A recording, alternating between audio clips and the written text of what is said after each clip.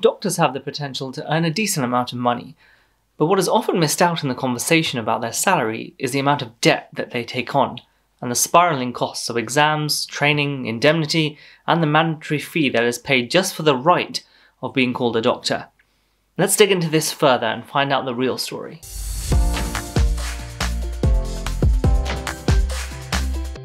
In this previous video of mine, I talked about how much a junior doctor makes during their training, but an interesting point came up, that although we may be paid a decent amount, we also have a number of work-related costs that we cannot avoid. But how much does that all add up to? A figure that's often quoted is that it costs about £250,000 to train a doctor, and that means that the government puts that money into their training at university. However, according to fullfact.org, this figure is inaccurate and closer to about £163,000, which is still a lot of money. But how much does an individual doctor have to spend from their time at medical school to the time that they complete all of their training and become a GP or a consultant? Spoiler alert, it's a lot. Doctors generally spend between 5 to 6 years in medical school, depending on which specific one they go to. And currently in the UK, it costs £9,250 per year of university, if you're a domestic student that is. So if we multiply this number by 5, that means that a medical student will pay £46,250 just to complete their degree. The vast majority of students will need to take out a student loan to pay for this, so this becomes debt that they take on and will have to pay off through their career. However, that's just part of the student loan, which is the tuition fees. In addition to this, most students will also have to take out a maintenance loan, and this is to help cover the cost of living while you're at university, and it's to pay for things like your rent, your bills, food, nights out, all those kinds of things. And the exact amount that you will receive depends on a number of factors, the main one being how much your parents' joint income is. Now, for the purposes of this calculation, let's take the average number for the maintenance loan, which is £5,640 according to the National Student Money Survey. And this is of course assuming that the maintenance loan is enough to cover everything that you'll pay for as a student for the entire year. But for many people, this simply won't be enough, and they may need to get the rest of their money either from their parents or working another job while studying. But it's hard to put an exact figure on that, so let's just use the average number for the purposes of this calculation. Which means that for 5 years of medical school, you can add on a further £28,200 to your total student loan. And that makes a total student loan debt of £74,450. Excellent. And bear in mind that if you do a 6-year course, you can add on another £14,000 to £15,000 on top of that. Now let's move on to the costs incurred while actually being a doctor, because the fun doesn't stop there. Firstly, we need to be registered with the General Medical Council. These guys are in charge of giving us our license to practice, and there are several different fees that come into play. Firstly, as soon as we finish medical school, we pay for a provisional license to practice, which means that you can start working as a doctor for the first year of training, known as Foundation Year 1. This currently costs £52. At the end of this year, if you've completed the mandatory training requirements, you can progress to Foundation Year 2, and you're then given a full license to practice, which costs a further £153. Each year that you work as a doctor, you also have to pay a fee to the GMC to maintain your license to practice, which is about £400 per year. Next up, indemnity. This is basically a type of insurance for our work, so while working in a hospital, most of the cost of this actually comes under the hospital's main policy, but we also need to have individual cover.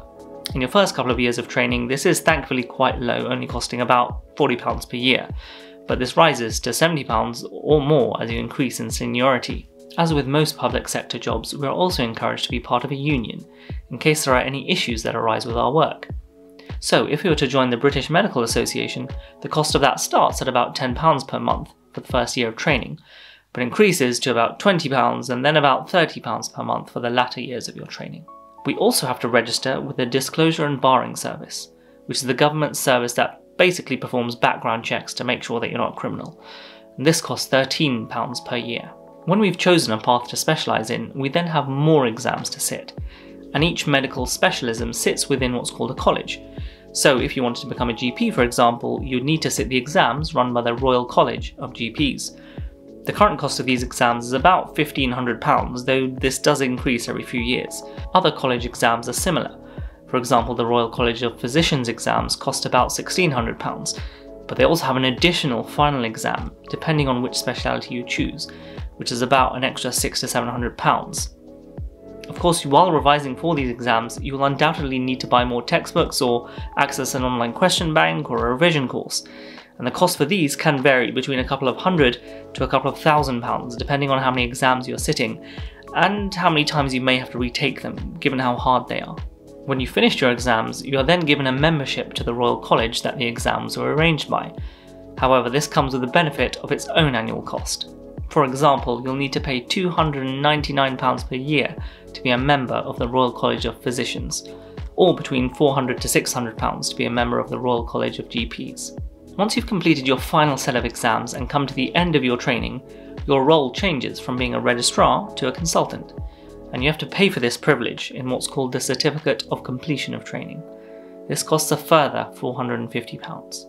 While you're training, we also need to show evidence of our work and demonstrate that we are learning new skills, and this is called a training portfolio or appraisal, which we must also pay for. Sometimes this is included as part of the fees that we pay to our Royal Colleges, but not always, and for some colleges this can cost an additional £100 per year. During our training, we are also expected to build our skills in specific areas. For example, if you're training to work in emergency medicine, you might need to complete a course in advanced life support, or paediatric life support, and possibly even advanced trauma life support. And there are numerous other courses that we may be required to attend depending on where we specialise in. And unfortunately, they're all very expensive given the highly specialist nature of them. Then there's all the equipment that we need for work. This is specifically for the job, so there's no way of getting around this. The exact list of equipment will vary depending on the type of job you may have, but here are some common examples that many doctors will need. A stethoscope, an otoscope with an ophthalmoscope, thermometer, blood pressure monitor, pulse oximeter, doctor's bag, scrubs, theatre shoes, and all of these can add up to about £500 or more. Hospitals traditionally have an area where doctors are able to go during lunch breaks, or when they're working overnight, which is called a doctor's mess. Now, to simply have access to this room and the benefits including snacks or maybe access to a kettle to make a coffee overnight when you're working, you need to pay a fee. And this varies quite a bit, but commonly can be around £10 per month as well. This might seem like a strange one to add, but I can't think of many other jobs where you actually have to pay the parking fee to turn up to work. We often don't have a choice but to drive, because hospitals are often in rural areas with poor public transport. And this varies in cost depending on where the hospital is, but can be around £20 per month. For most of the costs mentioned so far, I've tried to include ones that you would only expect to see for doctors or other healthcare professionals, and not most other jobs. I felt that this would be a good way to compare the cost of working as a doctor compared to other kinds of work. However, there are a bunch more costs that we could include. Remember that doctors work in shifts at unsociable hours of the day, such as late into the evening or nights or weekends. And finding childcare to cover these hours can be really difficult, but also really expensive. It's not unrealistic for these kinds of childcare costs to add up to several extra £1,000 per year. But it's hard to put an exact figure on this as well, and not all doctors will have this issue, which is why I've not included it here. I'm not going to add a specific number for this, but bear in mind that during their training, doctors are assigned a job somewhere in the UK according to a ranking system. And this means that you could be asked to move anywhere in the country, and just be expected to relocate, with only a few months' warning in some cases.